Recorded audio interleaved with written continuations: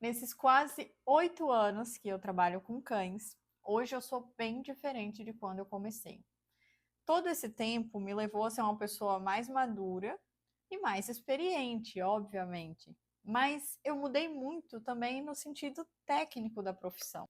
Graças a Deus, eu tenho orgulho de dizer que desde o começo do meu trabalho com cães, sempre trabalhei com a metodologia positiva, com o adestramento positivo. Vou recapitular para vocês o que é o adestramento positivo, tá bom? Nessa metodologia de treinamento, nós priorizamos o bem-estar físico e mental do cachorro acima de qualquer coisa, acima de qualquer resultado. E vocês já devem ter ouvido falar, né? Adestramento positivo, é só dar petisco, não pode dar bronca, tananã, não pode dar punição. O que acontece no adestramento positivo? Nós evitamos usar as punições. Não quer dizer que nunca exista a punição. Nós evitamos utilizar controle aversivo, né? Todas as punições ali e o reforço negativo. Porque na literatura já foi comprovado, já é mostrado que o uso do controle aversivo na aprendizagem do indivíduo pode resultar em efeitos colaterais, efeitos que a gente não desejaria. Então, quando um animal precisa ser punido ou ele acaba sendo punido, é porque houve um erro ali de manejo, num planejamento de treinamento também. Apesar de, desde o início do meu trabalho, sempre utilizar o adestramento positivo, nem sempre foi assim com os meus cachorros. A minha história com cães começa com o Max, com a Maia. É lógico que eu fui uma criança que sempre tive cachorro, mas não eram meus cachorros. Você vai saber, aquele cachorro da sua vida adulta, que é totalmente responsabilidade sua, é diferente daqueles que você teve na infância, na adolescência, na casa dos seus pais, enfim. E com os meus cachorros, no primeiro ano, eu fiz de tudo. Eu tentei ali todas as técnicas, todos os equipamentos, de tudo, até me encontrar ali na metodologia positiva. Sobreviveram? Sobreviveram. Saíram com traumas? Também saíram com traumas. E hoje eu vim falar para vocês todas as principais mudanças que eu tive ao longo da minha carreira, principalmente relacionado à mentalidade e à técnica que eu utilizo. A principal e grande mudança pode ser polêmica, porque está relacionado ao equipamento que eu utilizo com os meus cães hoje, e lá no início eu utilizava outra coisa. No adestramento, eu sempre priorizei utilizar peitoral e guia no cachorro. No início, eu era até muito radical, tipo coleira de pescoço, coleira cabresto, tinham alguns equipamentos que eu era muito radical, não e pronto. Mas com os meus cachorros eu utilizei enforcador, eu utilizei guia unificada, eu utilizei a coleira cabresto, eu usei peitoral H, usei peitoral anti-puxão, enfim. Então essa foi a principal mudança. No início eu tentei de tudo e hoje em dia não, eu utilizo ferramentas que priorizem principalmente a segurança do animal, o conforto e que traga segurança para nós tutores também, para o treinador também.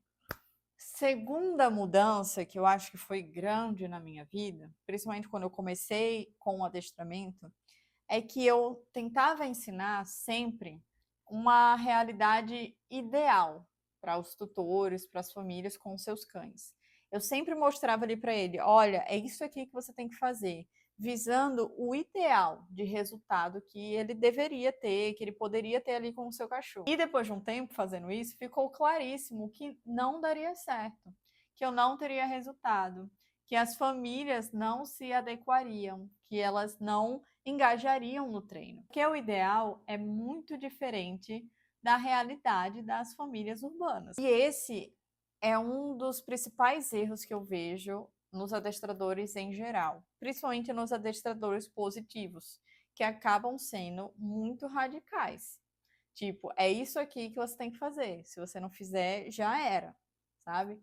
Então, um exemplo disso, uma guia de 5 metros para um cachorro aqui nas ruas do Brasil. Né? Quando a gente vai ver treinos gringos de reatividade, por exemplo, a maioria está usando uma guia de 5 metros, dá bastante oportunidade do cachorro ver outro cão, se comunicar, sair da situação.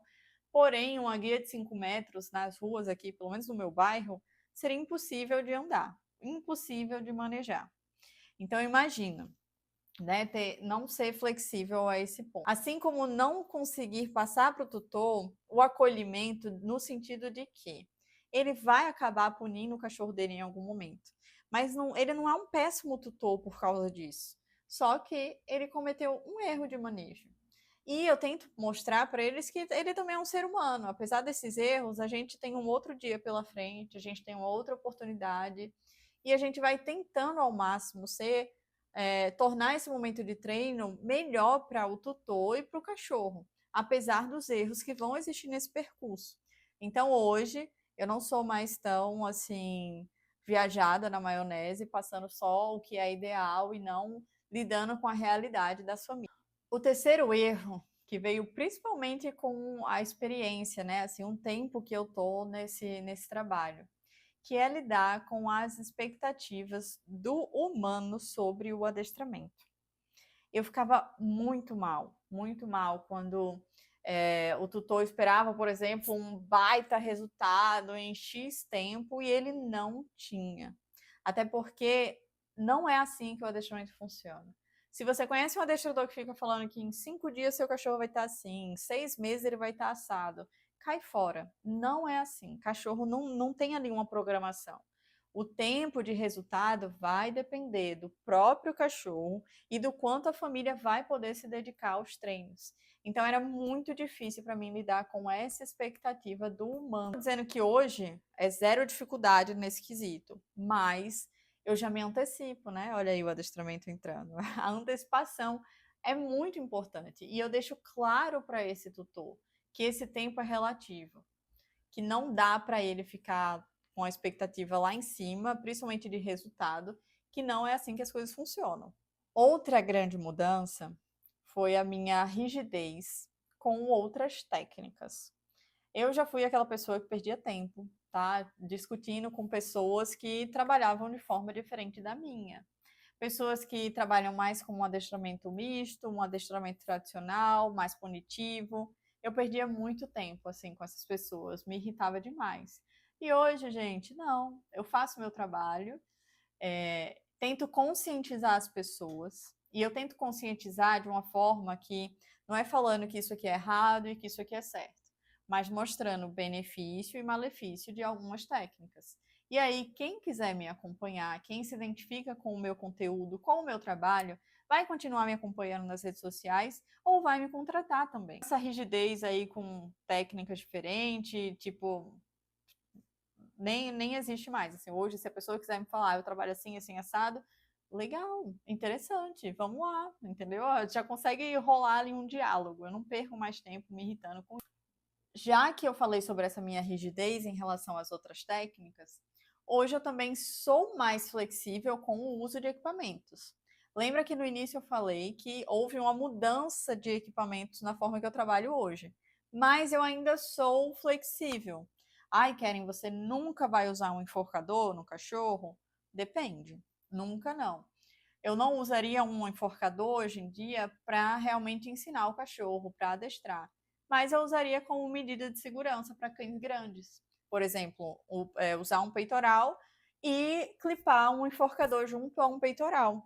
Eu usaria uma coleira cabresto junto com uma coleira de pescoço. Ou eu usaria uma coleira de pescoço. Então, hoje eu sou mais flexível também em relação a equipamentos.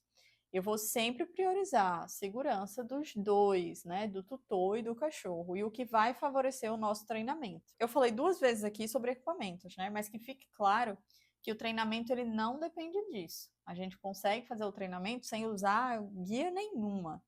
Porém, pensa que a gente não está ali numa caixinha de Skinner. Vou colocar uma imagem para vocês. O ambiente não é totalmente controlado. Então, as ferramentas são necessárias para conseguirmos atingirmos bons resultados no treino, poder levar o cachorro para a rua com segurança, poder fazer manejo com segurança. Essa daqui é uma mudança recente, tá? Preciso tratar em terapia. Mas eu, como pessoa, não consigo ser mais incisiva com os tutores. Eu não consigo ser dura quando deve ser. Olha, isso aqui que tu tá fazendo não vai dar certo. Se você não fizer isso, você não vai ter X objetivo. eu tinha uma grande dificuldade por causa da minha empatia com a família. Eu via a dificuldade da família de não conseguir seguir o planejamento por motivos até plausíveis, mas eu não conseguia falar para a pessoa: olha, apesar de eu entender todos os seus problemas, o treino não vai evoluir sem isso. Eu não conseguia, assim, ó, jogar essa realidade assim no tutor. E eu acho que hoje em dia já estou mais calejada. Tento deixar muito claro isso para vocês, tutores. Nem sempre eu consigo, mas eu já consigo assim hoje em dia. Então, isso me ajuda tanto na expectativa dos tutores, quanto na expectativa sobre mim mesmo, sobre o meu trabalho, conseguir ser direta para o tutor, porque eu sei que vocês precisam disso também. No início, eu achava que para ser um adestrador positivo, eu nunca usaria punições. Muito errado se eu for um adestrador positivo e acabar utilizando uma punição. Eu era muito rígida com isso. E agora eu entendi que, infelizmente, não existe uma nomenclatura, assim, não existe um conselho que rege o adestramento.